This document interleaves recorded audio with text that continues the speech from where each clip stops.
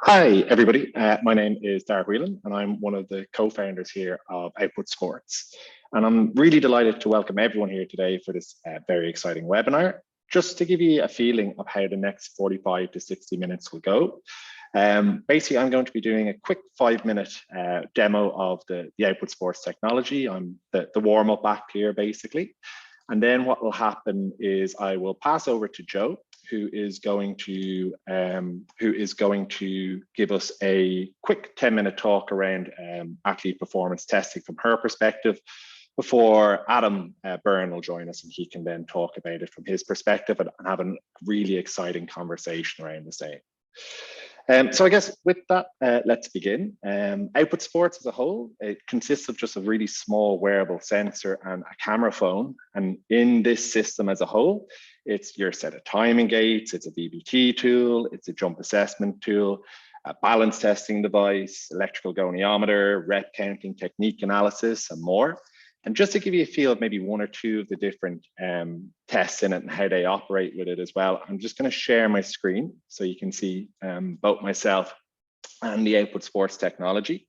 And as I've kind of alluded to, it does over 160 different tests in the one system. You'll all be pleased to hear that I'm not going to run through each and every one of those over the next period of time, but just to give you a feel of maybe how one of them works. So one of our most commonly used tests is our bilateral counter movement jump test. All it involves doing is basically placing the sensor onto the foot or onto the limb segment to be tested. So I've just literally popped it onto my foot there. And then literally all I need to do to do the task is basically, so you'll see there, that's exactly where I've popped the sensor onto the foot. And then all I need to do the task is literally hit record and do a jump. Once I do that, I get my pretty poor jump height given out to me at that stage, and I also put that get that put into context as well, where I can view all my historical data in the system with it as well. All of that data also runs seamlessly then into our hub software. Our hub software basically takes all the information that you get from the capture system and then integrates it into this one piece of information, or this one website platform. Here you can view all those different tests and start to see if athletes are in need of attention or top performing based on traffic light systems that you or the sports scientist determines with it as well. You can, of course, go in and view any of those tasks in more detail or in more depth and graph them over a period of time, as well as comparing and contrasting different athletes within different groups as well. So again, having a look at different jump heights and comparing and contrasting people of how they fared over a period of time. You can, of course, then communicate that information really easily to all your athletes, either through automated report generation or really popular within the system as well, the use of leaderboards as well. So real-time leaderboards with it as well. So you can see that's literally the jump height that I've just done there. I think key here is, rather than me spending the whole time talking about output, if you want to find out more with it, if you go to our outputsports.com website here with it, it's very easy just to hit the contact us screen here with it, fill in your name and details with it, and we'll, or one of the team will reach out to organize a demo, and they'll be able to show you a lot more of the tests with it. So with that, as I say, I'm so delighted that Jo and Adam are joining us here today. Adam will be joining us in about half an hour in terms of the discussion part. And just to give you a brief background around Adam with it as well, for those who don't know him. He's a winger with Leinster Rugby and actually made his debut at 18, making him one of the youngest person ever to play for the province with it. He's recently returned to play following an almost 2-year injury layoff and has already returned to try scoring form, which has been brilliant to see. Beyond rugby, Adam holds an undergrad degree and a master's degree in biomedical engineering. So he really understands the technology that we're developing here at Output Sports. He's actually been a member of the Output Sports team almost from the beginning, initially as an athlete advisor, and then latterly coming on board as an investor as well, which has been fantastic for us. His combination of domain knowledge of both technical and the sporting worlds means he brings a wealth of knowledge to Output Sports as we continue to iterate and improve our system, and we count ourselves really lucky to have him part of the team here at Output. Where Jo, who's just about to go through her presentation as well. Jo has more than a decade of experience working in professional sports across many different disciplines. She's worked across the NFL with the Buffalo Bills, the NHL with the Buffalo Sabres, and in the Premier League with Chelsea and Brighton and Hove Albion.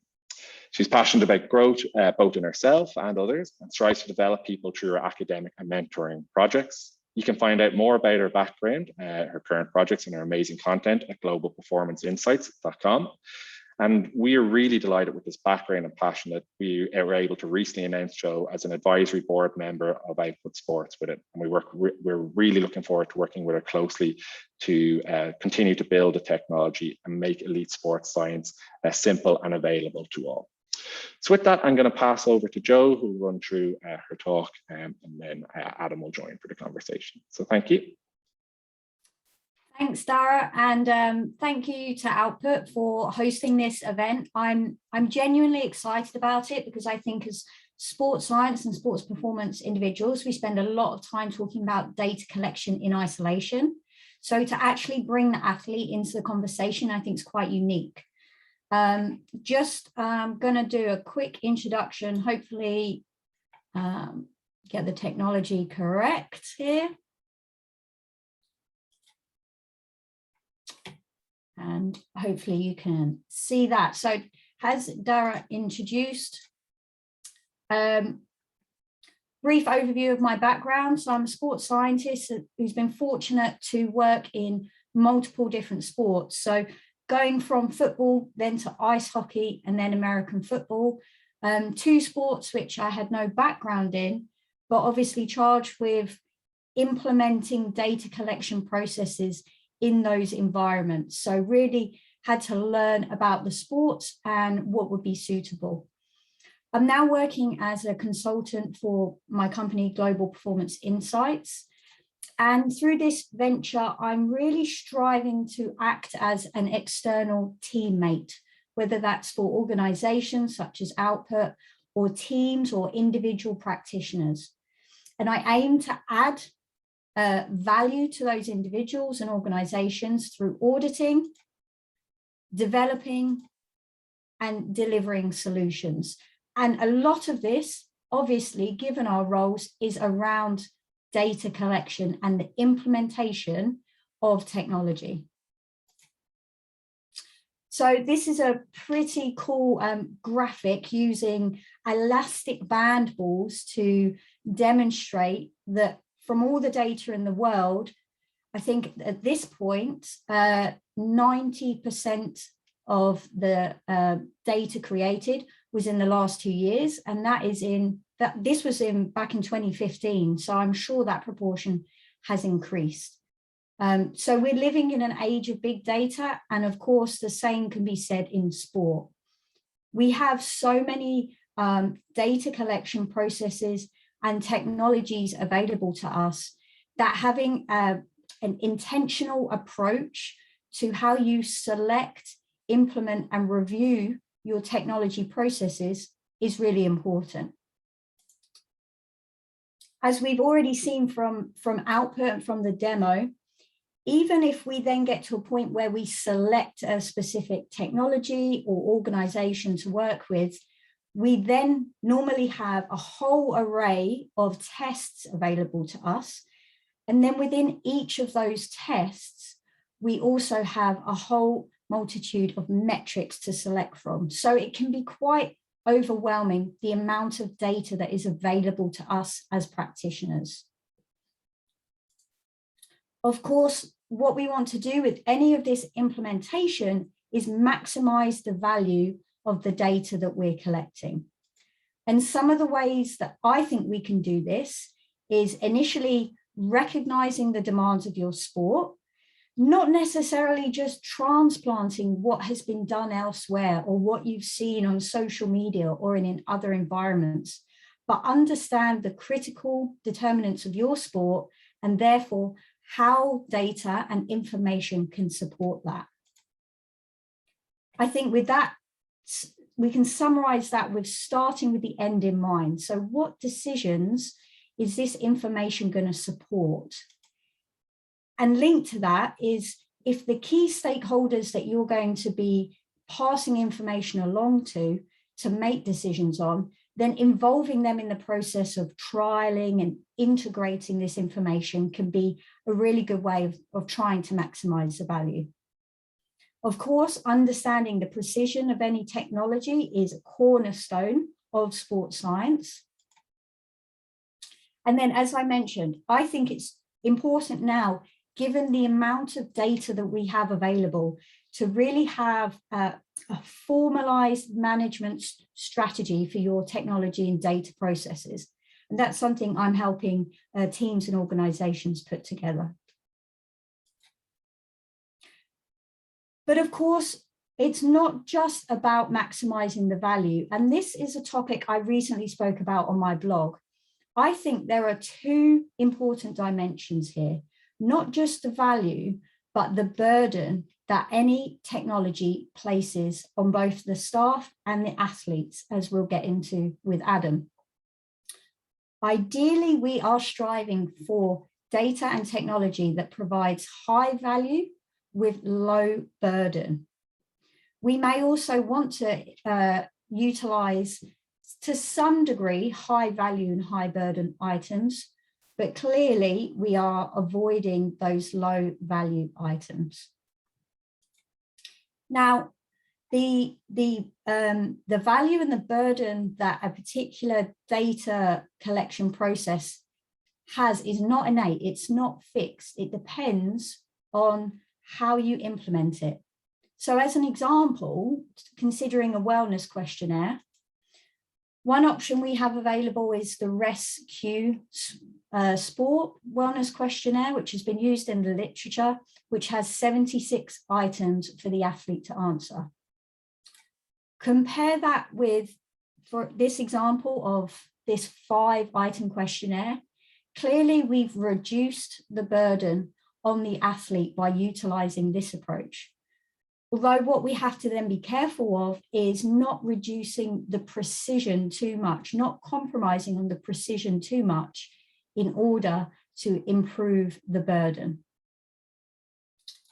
So as I mentioned, considering the burden on your staff of any process that you're going to implement is important. So I think first and foremost, before you consider integrating any new processes, you have to reflect on whether you can derive greater value from the data and the processes that you already use. If you then decide that you do want to add, whether it's an additional test or a new piece of technology, have to be really honest with reviewing whether the team and the staff have the time to collect the data, but also do the staff have the skill set to be able to analyze and interpret the data from any test. And then are communication structures in place to be able to action that information? And again, that is where bringing the key stakeholders into the conversation early on can be of benefit. But of course, the burden that we have to consider is not just about our staff, but also critically considering the burden we're placing on our athletes. This is a very realistic snapshot of what a day could look like for an athlete. These are all tests that are frequently done and may be done every day. And what's more, this is just perhaps from the sports science perspective. When we think about the demands on the athlete from their coaches, from a medical or recovery perspective, as well as then perhaps media, communications, PR, any charity work as well as some of their individual pursuits, there can be a lot of demands placed on the athlete external to just the field of play. So I think that is a good time to bring Adam into the conversation and get the athlete's perspective as well. Thanks very much, Jo. Great presentation. No, thank you, Adam. As I said earlier, I don't think we have enough a combined sports science and athlete conversation. So I think this is quite unique. If it's okay with you, I'd like to start on the positive side. I'd like to hear some of your positive experiences with technology and data collection as an athlete? Yeah, well, like Dara introduced me, I studied biomedical engineering. And I guess through that, my main passion is human performance, which led me to output sports. And playing rugby professionally, I guess I'm always looking for that little 1% that's going to make me better. So I do like technology, especially when I can use it to, help me get better, tracking gym scores, GPS for speed, distance covered. I have my Apple Watch on as well. So I do like it. And yeah, I think it can be used to create that kind of competitive environment with yourself and with teammates to drive you on. And like I said, just give you that 1%. And it also allows me to kind of keep a kind of tab and a diary of when I'm playing well or performing well. I can keep a track of the metrics that are potentially going well for me and try to reproduce them. So yeah, I do like it as a whole. And I know you recently, obviously, you've gone through quite a lengthy rehab process. Thankfully, that's done now, and you've returned to play successfully. What were your experiences with the technology and the data collected through that specific process? Yeah, well, a big one for me would have been, I would have used different technology at different stages, but even, for example, at the start, I tried to get as much sleep as I could, so track my sleep with my Apple Watch. And then as I was coming back, a lot was kind of getting my range of motion and my gym kind of scores back to where they were. And thankfully Output gave me a device because obviously, as we're aware, we're in a pandemic. Gyms were closed, so Leinster and all my teammates were working from home. So I was extremely lucky to have that device and be able to monitor what I could. Things like I had a plate removed from my ankle, so being able to check my knee to wall and being able to check my RSI, repeated jumps, and comparing not just for a double leg, but comparing my injured leg versus my uninjured leg. And then, yeah, I think as I got back, then things like, the GPS is a massive thing for a return to play, to make sure I'm hitting the numbers that I'm hitting in distance covered, accelerations, decelerations, max speed, all them things that I was used to hitting pre-injury in games and training. So yeah, I think I use different bits of technology at different times, but played a massive part in getting me back to playing, and also giving me my confidence back that I'm back to where I am. So I think that's great, because that's also obviously how we, as practitioners, we put different emphasis on different pieces of technology or data throughout different contexts and processes. You're obviously very engaged in the data, and you mentioned there about sort of tracking your progress. One of the things I wanted to ask you was about receiving feedback, because I've always, believed strongly in involving the athletes in their data and giving back to them, and the right that they have to feedback. But there's also the concern, perhaps at times, when the test didn't go so well, it hasn't shown progress. And I get nervous in those instances about my responsibilities and the effect it might have on sharing perhaps negative feedback with the athlete. Where do you sit on that? Would you still rather want to know, even if it's not a great outcome? I think that's a great point. And I think the overall answer is it's probably very individualized. Some guys, I think that's where that probably goes a bit more than technology. It's probably more the relationship with each athlete. But I know, for example, on our team, some guys will really want to know. They'll track their sleep, say for example, every night, which I do. But the day before a big training session or a game, I won't look at my sleep till after, because I don't want to know if I've had a bad sleep. I'm just going to tell myself I've had a great sleep and I'm ready to go. Whereas some guys, they're able to nap the day of the game if they have had a bad sleep.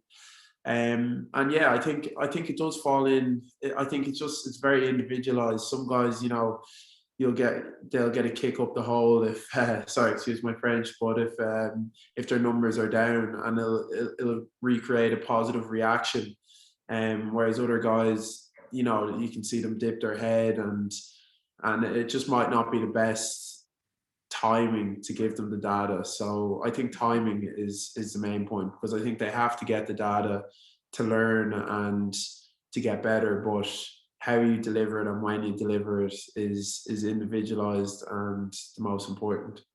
I could not agree more. I mean, we talk a lot about interpersonal skills as practitioners, building the relationship, but also I think that adaptability of knowing your athletes, knowing how to adapt your communication, when to give them feedback, when not to, how to go about doing that is critical. So I completely agree on that. One thing you mentioned as well, you brought up, is about tracking your sleep.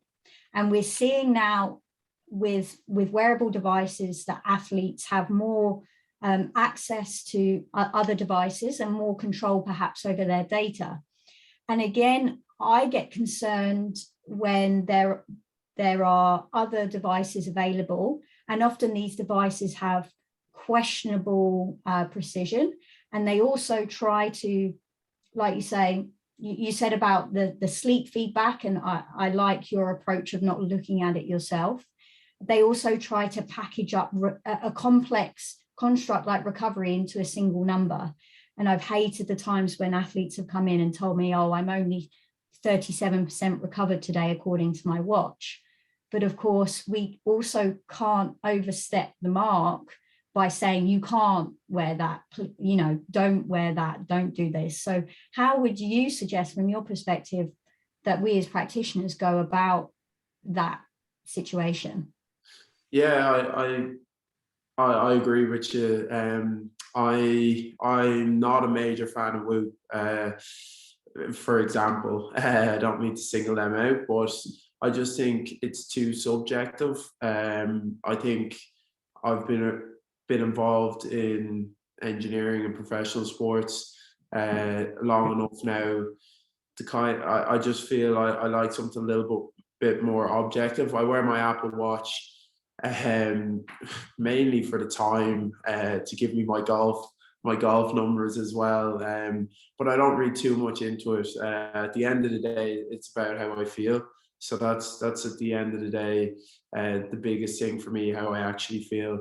I will track my sleep, but it's just to kind of see that certain things help me a little bit than others. My resting heart rate as well, and my HRV. But I don't look into them too much, because I know I can be a victim of, you know, looking too much into the data. But yeah, I prefer a more objective measure. So things like even how I feel, and then also, you know, if my numbers are good, if I'm jumping high, if my reactive strength numbers are good, if my speeds are good, and I'm covering more distances, that's when I know I'm ready to perform. So yeah, I'm more objective in that kind of way, but I do see how to I try and marry the two of them in a positive way. Yeah, I mean, imagine using a watch to tell the time. That's a bit of a novelty nowadays, isn't it? No, I think you're right. But obviously, if a practitioner was to come up to you and say, you know, you shouldn't be wearing that, that would probably not get a good reaction. So have there been any negative experiences that you can share with us about just general, you know, data collection or times when you've been frustrated by the testing or the data from your perspective?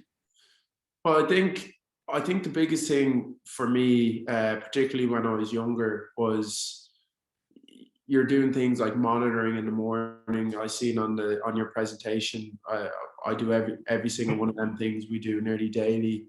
So things like, you know, your wellness scores, you're doing your hamstring flexibility, your dorsiflexion, your ankles, your groin squeeze, all them things, and you're giving a score and you're giving your RPEs. But the biggest thing for me was not knowing what they were used for. So I think now I'm a bit more older and I have more knowledge, I guess. But I think if I could go back in time, I'd want to be more informed to know why we're giving these numbers, what they're being used for, and that would have got a lot more buy-in from me. You know, a lot of the times I was going through them half asleep, not really giving it much consideration, because, you know, at the end of the day, I'm still going to train, I'm still going to play unless there's something seriously wrong with me. So I think now any time data is collected from us, I'm probably the first one to question it. Why are we doing this? But when I think back to some of the best coaches, data scientists we've had, they're the ones who inform us. Things like when we're in the gym and we're tracking the velocity of the bar, when we're just told to move the bar, everyone's just trying to move it as quick as possible. But now, for example, our gym coach is telling us to keep us within a certain band because that's training power. If we go above that band, if it's moving too fast, which I would have thought would have been good, is always better to go as fast and as heavy as you can. He's saying you're not training the right area, you're training speeds. So, you know, it's things like that you know, I think you get a lot more buy-in from the athlete, and then you'll see better results over the long term. So that's my experience. Yeah, I think trying to share and educate on the why and the purpose behind everything. Again, that's why practitioners need to make sure they have a purpose and know why they're collecting what they're collecting in the first place. But then communicating that with the athletes is essential. I think one of the challenges for us is that often we're collecting all that information, and it does go into the bucket of discussions, and we pass that information along to the decision makers. And often athletes, the only perhaps outcome that they see that makes them think the data is being used is, you know, substantial changes in training.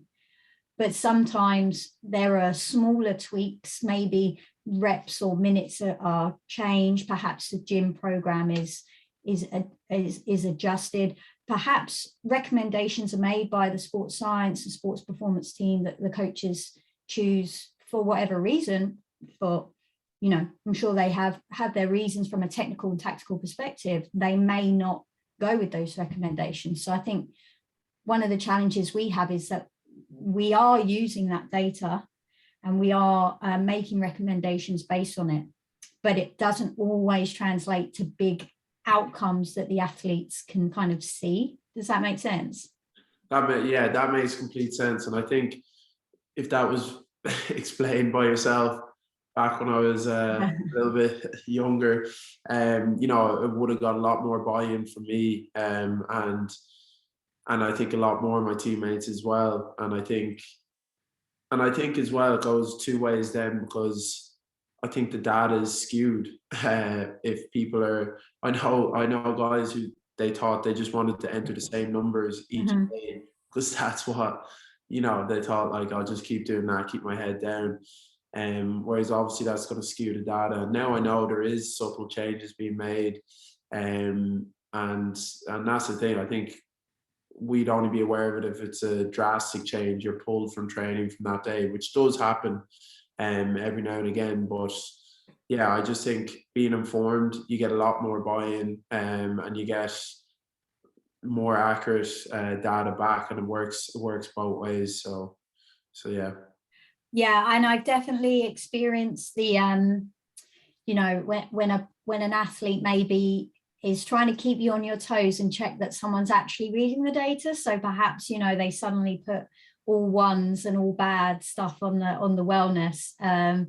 But it's quite reassuring then when they get asked by 5 or 10 different members of staff, is everything okay because of their wellness? So I think that almost demonstrates that we are closing the loop on communicating the data. For obviously, as we said, you're engaged and interested in technology and sport and data. And as you've alluded to, some of your teammates perhaps aren't quite as engaged, some of them.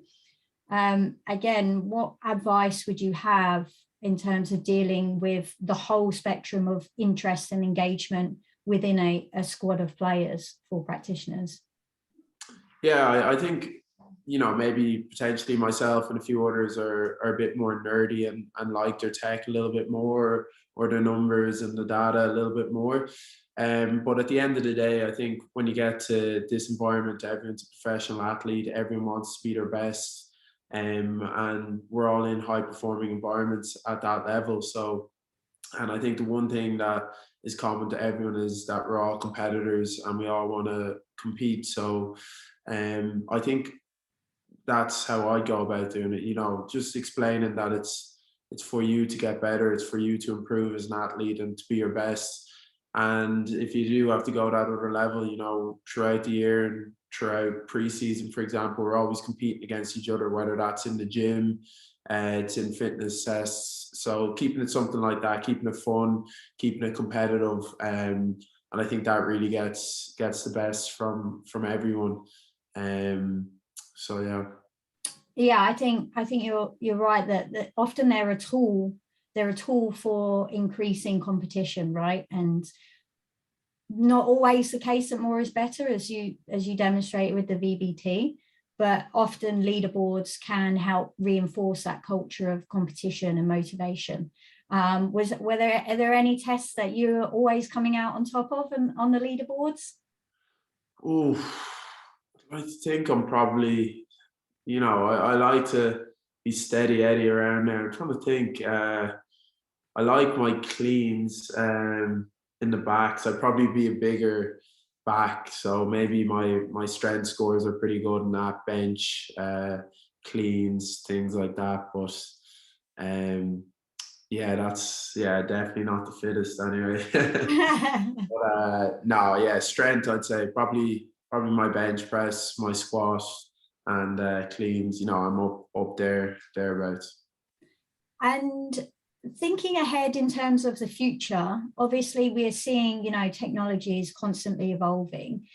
Is there any kind of tech or data that isn't really available to you right now that you'd like to see? I mean, that's quite putting you on the spot a little bit there, but I would like to see a more accurate sleep tracker. I've worn a Fitbit before.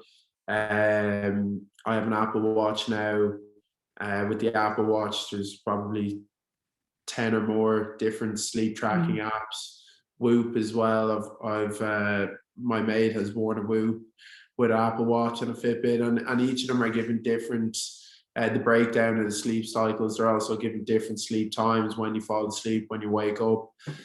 So yeah, I'd probably like to see my sleep in a bit more detail, from deep sleep to REM sleep, and just get a bit more of a feel of if I'm getting more deep sleep, how I feel the next day, because I definitely know I've tried I try to do my best with recovery, and sleep, everyone knows, is one of the biggest players in that game. So I'd like to see a more accurate sleep tracker rather than having electrodes connected to your brain. Yeah. That would probably be the biggest thing for me. And then on the flip side of that, I think probably, I wouldn't like to see too much knowledge being available, particularly if I was younger. I think your coaches are going to have to be careful with that, what they make available to younger players, because I know, talking with a few teammates, I hope you wouldn't mind me saying, but Gary Ringrose would wear Whoop, and at the end of the day, if it tells him his recovery's in the red or his strain is high, he still has to go out and put on the jersey and play to the best of his ability. So things like that, I think your coaches are going to have to be careful of what they make available to the players, especially at a young age. Yeah, I think that's a big challenge that we have coming, that's probably here actually, like we said, because also there's so many devices available, and athletes, just like any one of us, have the right to go out and wear what they want. So again, it does come back to that education piece. And I agree with you on the sleep. I think as well, technology that can help people sleep will be would be of great benefit, but actually, you know, actually help with the quality of sleep. As we know, while sleep pills are very widely used, they don't actually replicate the same depth and quality of sleep. So I think that's a massive area. And then as well, some of the cognitive stuff and the virtual reality options, I think that we're seeing in the future, you know, when you're coming through rehab, if you can be on the field, still seeing those kinds of movements, I think that could be potentially a big avenue. So I know we're in a minute here going to go to Q&A, and I want to leave some time for any questions that have come in. I'm sure they're all for you, Adam. So we'll keep you in the spotlight, I think. But I think there's been some really great takeaways there. But I guess in summary, like, what would your advice be from an athlete's perspective to sports science practitioners who are collecting data in the applied environment with their athletes?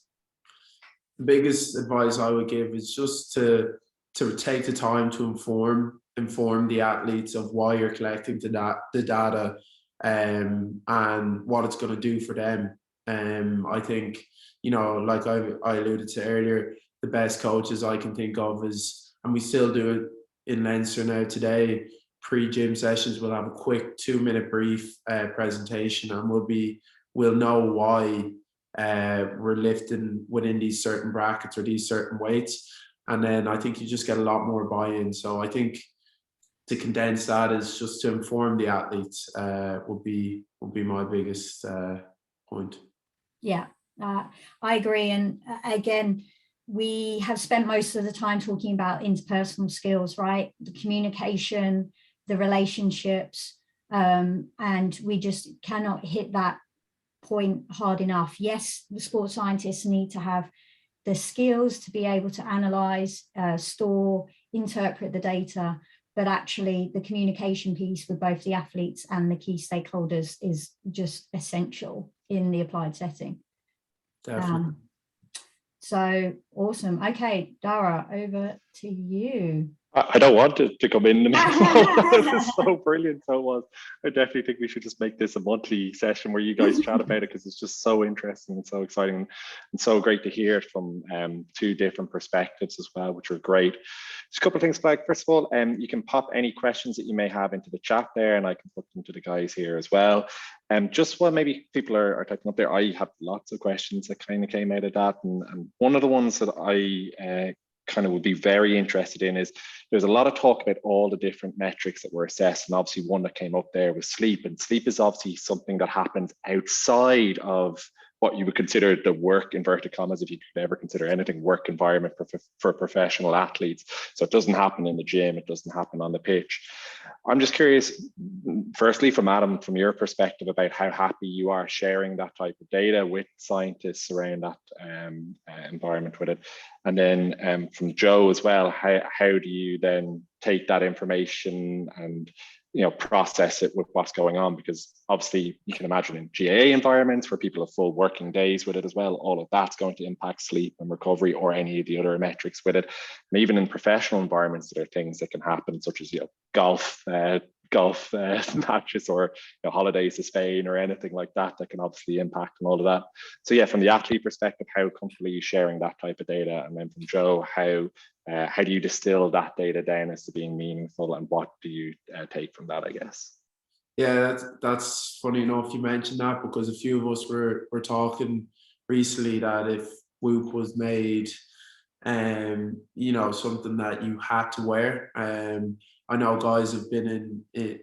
I don't have a Whoop, but I know you can be in a kind of a group together, and you can basically see when guys, you know, you can see their numbers, basically sleep and things like that, but you can basically tell from their sleep and recovery if they're on the basically drinking or on a night out or not. So I think it's something that's it would be, I don't know, I think in a professional setup, I think if that's your job, you know, potentially that's you know what you've signed up to do. And if you want to be a professional athlete, I would buy into it, and you know, I would like an expert in that range then to analyze my sleep and kind of track my performance based on that, because they hopefully know more than I do. But I think outside of the professional setup, I think it's pretty invasive. Yeah, I think I would add that quite often the other 22 hours gets talked about, right? Because there's the 2 hours on the field of training that we spend so long agonizing over trying to control. But actually how much everything else is influencing that, it is huge. And that is out of our control as practitioners. To some degree, it's out of the control of the athletes, you know, particularly those with young children, perhaps. Then how their sleep is affected is due to family issues rather than perhaps being in the club. And so I think, you know, ongoing education is so important, and ongoing conversations around those topics. You don't necessarily need to have control over the data. Empower the athletes, give them the education and the information, and then let them look at their data. And if they want to involve you in that process, then great. But also, you know, don't take for granted the knowledge that they have, and that by you can still help them without maybe having access to that data. And I do think that there's going to be some complexity on the horizon with athletes and who controls the data. And I think even last month there was a story in the news along those lines. So we are not going to hold a monopoly over the athletes' data, and nor should we. But again, engaging with them and educating them is essential. Makes a lot of sense with it. And again, just as a kind of quick follow-up to that with it as well, do you then sometimes maybe you have to distill information in and then provide that obviously to, you know, a manager or a tactical coach with it as well? How do you find that challenge, Jo, about what to provide and maybe what to hold back on, so as to I guess, you know, work with trust in the athlete and beyond? Yeah, I think that we have to be transparent with the athlete about who is seeing their data. RPE is another example, whereby perhaps, you know, often the concern is, oh, you're going to show my coach this, and whereas that, or how I use that is I don't give that information to the coaches. But it feeds into this bucket of information that I use then to make recommendations.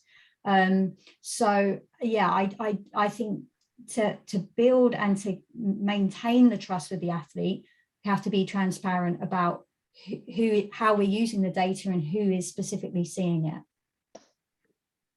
So we got a question in from somebody here regarding the difficulties in actually trying to get jobs as a sports scientist in general as well. And it'd be very interesting, maybe, Jo, if you have some advice around that, but also on Adam as well, what you've seen resonate with you, I guess, with good sports scientists and what they're able to display in that environment with it as well.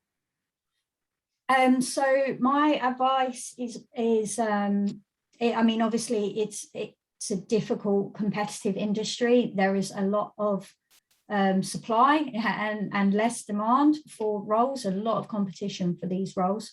I think networking is a big piece, and I don't mean that in terms of, you know, just going up to people at conferences that hopefully are starting again now and you know, just to get your name across, or cold emailing people, but building a network of genuine connections. The opportunities that I got to work in America came through recommendations. Someone was recruiting, they asked two separate individuals, both of whom put me forward. Interestingly, neither of whom I'd worked with day to day, but who I'd met along the way and who obviously valued what I did enough to put me forward for that role. So I think that we are interconnected around the world, and so building that network, building those connections in a genuine manner you never know what that might lead to in the future. Adam, I don't know if you have any advice as well about how working with good sports scientists, what are the qualities that you see in them that somebody could develop? Yeah, I think Jo mentioned it earlier. It's how they engage with the athlete. So things like going back to the sleep example, having that data there, and if they want to engage with them, doing so in a proactive manner. But there's some people who what they do outside of the training block, it doesn't matter, because they produce on the field and when it matters. And sometimes if you try control too much, their performances might drop off. So I think a good or a scientist or a coach is someone who engages with you when you need them, isn't trying to force it on you, and they do so and they get the best out of you. And it probably does come back to you have all this data and information available, but their personal skills and how they're able to get the best from the athletes. So yeah. Just to add on that as well, I'd say that's what employers are looking for when they are interviewing or when they are asking for recommendations. The questions, the interest is more around their interpersonal skills perhaps than their technical skills. Yeah, I can see that it's not just working in a lab environment, it's communicating that information effectively to the stakeholders in that individual or that team as well. So that makes an awful lot of sense. Just somebody has touched on something you were saying there, Adam, as well, around, I think it's a really nice way of doing it. When data isn't positive, try and help them focus on what's in their control. And despite the fact that things may not be progressing as they wish, that it's still within a control to move in a forward direction with it as well. I don't know if Jo has any tips on that, or Adam, maybe you, because you've obviously been there over the last period of time, people you've worked well with who've been able to I guess, make you understand or to give you that control back in that rehab process or that conditioning process. Yeah, well, I think every good coach, I've never had any kind of performance appraisal where everything's been 10 out of 10 and perfect. So, and if it was, yeah, I'd probably be World Player of the Year every year. So, you always have things that aren't gonna be going well, and you're gonna have to work on them, particularly in that professional and high performing environment. You're in the top 1%, so it's not like you're building a strength base. I've been doing it for 10 years, so to add 2 kilos to my squat or bench takes a lot. So if on one day my CMJ is down a couple of centimeters, it's analysing why, and then I think having a plan, then sitting down with a plan to try take some positives and make me feel positive that I can get back to where I was or supersede it, which is what I always want to do and get better. So it's kind of looking at the things that need to be worked on or down on that day, and then having a plan to get back and above them. Somebody's here talking about that they see GPS everywhere at the moment with it. Do you think it's actually beneficial or useful? And if so, how? And I guess that's on both sides. So as a sports scientist, how do you see GPS useful in the different environments you've worked in, Jo? And then Adam, what metrics do you like to see in that? How do you utilize them to improve? I think it depends is the answer, because it's only useful depending on how it's being applied. It is one type of technology that can be used to measure external load. How is that integrated into your load monitoring system alongside internal load, alongside the athlete response? And then do you have the communication structures in place to feedback that information? In load monitoring systems that I created, it's a piece of the puzzle that would get fed back, where we would look at how did today compare to an athlete's norm for that kind of a day. How does that then fit in with the other data that we're getting from that athlete? How does that fit in with what the athlete is telling us? And how does that, how are they trending over long term? So it's as useful as it is depending on how it's being applied. And then I think like incorporating again the athletes into that. So, you know, in one setting, I would always print the GPS report and have it open on my desk that was in a thoroughfare that players will pop in, certain players will pop in every day to look at their numbers. And that was great because it started a conversation. And maybe that was just looking at their speed or their high speed running. But yeah, it's not the be all and end all, but it's a piece of the puzzle. Yeah, just to follow up on that, I think, yeah, I think certain metrics are more applicable than others. And just the GPS will give you so much. It can give you so much, but it's what you take from it. So I think personally for me, coming back from injury, it was great to try to get certain metrics back to where they were in a controlled setting, and then giving me the confidence to know that I'm back to where I was in them areas. But then I think, like Joe said, you can't take too much from it because, for example, in a rugby game, 1 week it could be lashing rain and windy, and you'll see completely different numbers to playing maybe down in South Africa on a hard pitch in the sun. So yeah, you have to be careful what you take from it. But in controlled environments, I think they can be very good. Context around any of these metrics is so important, otherwise you don't get the true understanding of it, I think. This one might be very easy for you, Joe. How would technologies differ between different types of sports, so endurance sports or power sports? But it kind of filters in, I guess, to you've worked in very different sports, in ice hockey, in American football, and in football or soccer, obviously, as well. So would the technologies differ in those, or is it mainly how you would use the data that come from them differ? I think, yes, the technologies can differ. They can be the same. Again, same with the metrics that you might use.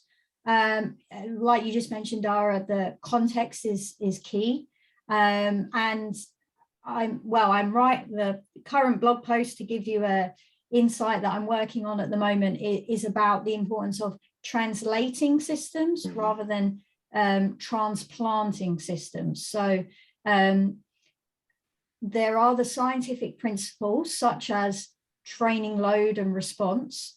So we may want to always have some form of technology that captures that so that we can assess the training load plan in relation to, or assess the actual training load and the response compared to what was planned. The technologies we might use to capture that may be different depending on sports, but also even within a sport, you know, for instance, the budget that you have or the time that you have with your athletes, like you mentioned GAA earlier, that might mean that you use different technology rather than the sport itself being the determining factor. Perfect. And sorry, I shouldn't have said just Joe as well, because I forgot Adam, of course, is a former GAA star as well with Kildare. So have you seen any difference in the two sports and maybe how they utilise data with it? Well, I know like our nutritionist and Brian Cullen would have worked with us in the academy as well, and our nutritionist works between Dublin and Leinster. So no, they use GPS and I think they follow a very professional setup as far as I'm aware. I know a few lads who play on the team as well, and I'm always interested to chat to them, and I'm always impressed with how they balance a full-time job on top of basically training like professional athletes. So I think, yeah, they're very professional in their setup. And for anyone who's interested, they can, I think, still Google Adam Byrne, Kildare GAA, and they'll see Adam playing back for County back in the day.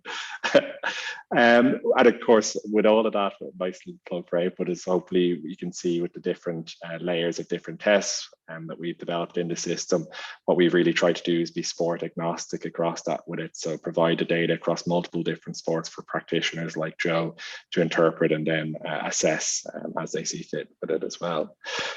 We're running out of time here, but maybe just a couple of quick questions to finish up. To Adam, with a rise in modern sports training methods, do you find it difficult to work with a traditional coach telling you to power throughout anything, or perhaps a more educated approach of using metrics and analysing performance? So I guess old school, inverted commas, versus new school, although that's not necessarily always the case. But I think it's a mixture of both. Again, I don't want to sound like a parrot, but it's that relationship you have. I think as a professional athlete, we're always, we are always trying to give our best, and we are competitive, highly competitive by nature. So it can be frustrating sometimes when you are giving your best and you're at that. You're near that limit. I don't think you're ever at the limit, but you're near it, and a coach is potentially, it's the tone they use, or maybe making you feel crap about yourself. But there's also times when there is, you're not at the limit, you're close, and a good coach is using the data and knows you well as an athlete and how to get that extra % out of you. So I think a basic answer will be an amalgamation of the two. I think there's definitely crossover between the two. I'm not going to bristle as much as Eddie Jones has bristled at old school versus new school techniques, but I definitely think, and I'm sure, Joe, you might have seen some of this as well. It's about talking, communicating with the athlete, and integrating and working with them on that process with it. And that may differ from athlete to athlete about what motivates them. I don't know if that's the case with you, Joe, or what you've seen across different sports. The same. Oh, yeah, absolutely. The need to adapt. We mentioned it before, adapt. In American football, you have a squad of 90 athletes. In collegiate American football, you have a squad of 120 at some points in the season. So they are not all going to react the same and be the same kind of personalities. And then just a final question here. Would you have any advice when dealing with female athletes where metrics are likely to vary due to multiple factors throughout the athlete cycle? Is it appropriate or useful to adapt the readiness or well-being surveys to gather this information to better individualize that feedback? So I've actually just started working with female athletes for the first time, and it's obviously a rapidly evolving area. And we're just starting to scratch the surface in terms of yes, there are many similarities, but also there are differences in physiology. And so there is a need to train women as women. And so I think if I don't want to mention another company name, but there is a free app available from a group that are collecting data in terms of the menstrual cycle, and athletes can use it for free, and they can log their symptoms. And I think just starting initially, again, with the empowering the athletes to try and track it for themselves and be aware. And if they're happy to involve practitioners in that process, I think that is probably the starting point. Because it's just a topic that we're really starting to become more aware of in the industry. So I would that would be my starting point, to the tracking and the awareness and empowering the athletes to try and have that awareness themselves. And Joe, if you find it a very useful app that really informed your practice, would feel free to say it here as well. That's the Fitter Woman app by Oracle. There is, I believe you can download it for free, and athletes can track for free on there. So thank you, Dara. Another great Irish sports technology company as well. There you go. So. Perfect. So again, apologies I didn't get through to all the questions. I know some people have been direct messaging me as well with it, but I think it's just showed the interest that was in the conversation with it as well. As I said, just would love to do this almost every month to get you guys chatting about it as well. I found it absolutely fascinating. And I'd just like to say again, thanks so much to Joe and Adam for giving up their time today with it as well. We feel so lucky to have them as part of the Output journey. constantly helping us improve our technology and make elite sports science simple and available to all. So with that, I'd like to thank everyone as well for their time today with it, and look forward to chatting to you all again soon. Thank you.